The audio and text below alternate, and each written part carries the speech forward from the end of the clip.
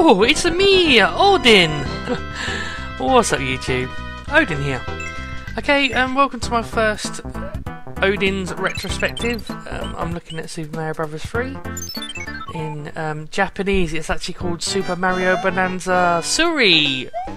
That's a little bit of information there if you didn't know that. I'm going to try and do this, like, you know, quite casually, so I'm not like, this game was released in 1990 and was made by it. So it's going to be more fluid.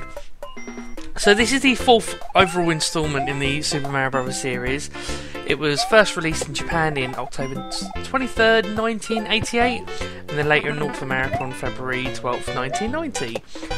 Obviously the game was developed by Nintendo Entertainment. It was the co-leaders on it who made the game was I can't pronounce the names really well, so I'm really sorry. Shigeru Miyamoto and Takashi Tezuka. So yeah, they made the game. This was kind of like one of the most groundbreaking in the Super Mario Bros. Series. It was obviously Super Mario Bros. 2. Obviously, isn't the real Super Mario Bros. 2. It's the North American one. Super Mario Bros. The Lost Levels is actually the official Super Mario Bros. 2. But Super Mario Bros. 2, the North American and Europe version, was actually another game and then reskinned as Super Mario Bros. 2. I'll cover that one in a later episode. It was the first like Super Mario Bros. Like on a Nintendo Entertainment System, where obviously there was like a overall hub world, and you could see all the levels. The design was really good. Obviously, you had all the power ups, and you could see all the power ups did different things. Like you could obviously get the one where you could fly with a little tail, the raccoon thing. There was the frog suit. There was quite a few suits. So this was the first game that brought that kind of thing in. And it's obviously at the end, instead of having the flag to drop down a pole on the flag for the end of the level, you had the little card thing. So if you hit the thing at the end, that always kept changing. It was like a star, a mushroom, and a flower. I think they're the only three. I could be wrong. It's been quite a while since I played it, apart from playing it for this video. Yeah, so if you got those three items, and if you could manage to get 3 in succession of the same thing for each level, then you'd get a 1-up. But it would be depending how many of, say like if you had 3 flowers, then you'd get, I think it's like 3 1-ups or 5 1-ups, something like that. If you only had 2 of them, you get like, I think it was like 1 or 2, and like something like that. And obviously if you didn't have any, you didn't have any.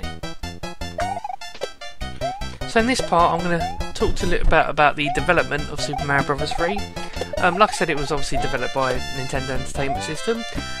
It was only a team of 10 people that actually made this game, which is crazy when you think about it in today's standards.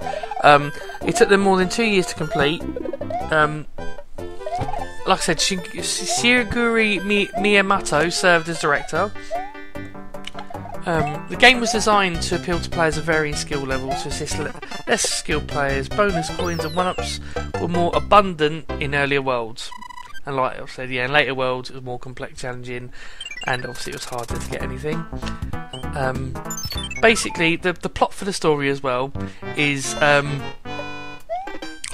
it was very different from any of the earlier ones, because basically it introduced the Koopalings, which was obviously King Koopa's kids. Where he got them from, no idea. But yeah, they were his kids, and basically throughout the whole journey you pretty much fought his kids until the last world, where you actually took on Bowser, I believe. Oh god, I could be wrong. I don't think I think it is Bowser.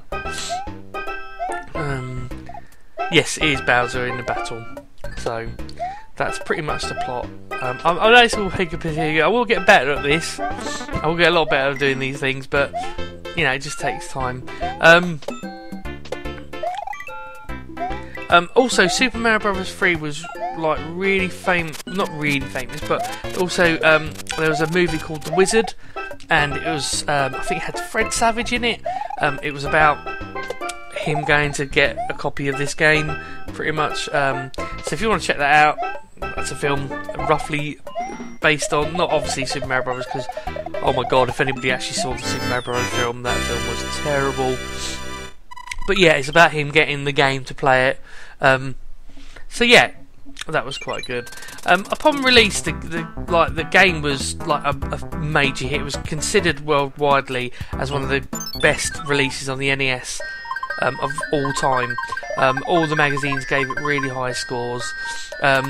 Even some of them even coined it like the Mona Lisa of gaming, saying it was astonishingly brilliant in every way, shape, and form. It said, and one company said that it makes Sonic the Hedgehog look like a wet Sunday morning, and gives the Super Famicom's, which is obviously the Japanese name, Mario 4, a run for its money. So, I mean, that's basically a bit of the background of it. It was one of the highest grossing games back in the day. Like, it made so much money. Yeah, like I said, the inclusion of the wizard served as a preview and generated a high level of anticipation in the United States prior to the release. So it was hugely successful, made loads of money. It was an amazing game. Even for me, I loved this game. Now, I'll give you a bit of background information. So, me being a kid, I said to my dad for Christmas, I said, Dad, I want a Sega. The reason I wanted Sega, I used to go to my friend's house, we used to play Sega. I didn't even know about a Nintendo. I was just Sega. I heard about a Nintendo, but never really saw one, never really played one. So I said to my dad, I want a Sega, please, get Father Christmas to get me one. I'd like this game, this game, and this game. So he's like, alright son, I'll talk to Father Christmas, and we'll see what we can do.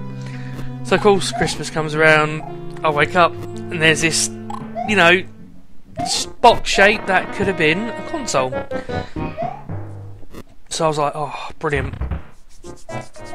So, of course, I go to unwrap this thing, and it comes up with a Nintendo Entertainment System, and I was like, my mouth dropped, I was like so upset. And I had these two games, this Super Mario Brothers 3, which I've never heard of before, and I had Turtles, which was pretty awful. I played the arcade version of Turtles, and that was really good, but the Nintendo version I didn't really like very much. So anyway, so I didn't really play that, but then I put in this Super Mario Brothers 3, and I fell in love with it. I just absolutely fell in love with it, and it is an amazing game. For me personally, it's one of my all-time favourite Nintendo games out there. I still have it today. I have on the I've got a Wii. I've got all the newest ones on there because I'm a huge Mario fan. Always have been since that day that I had it on Christmas Day, and I picked it up and played it. Well, guys, I know. Hopefully, that was a bit of background about information about Super Mario Brothers 3. I'm hoping, what would be really cool if they made a remake. I know they did a remake for the SNES, and that's the one that's actually playing, not the NES version, so I do apologise about that, but I haven't actually got the NES version. That's the SNES version playing. But I'd really love to see them do an actually updated remake of Super Mario Bros. 3, with the graphical fidelity they could do today.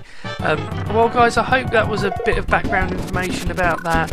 It's like I said, it's one of my favourite games. I will cover Super Mario Bros. 2 because for some people don't know, that actually wasn't going to be a Mario Bros. Game, but it got reskinned because some people thought the actual Mario Bros. 2 was maybe a bit too hard.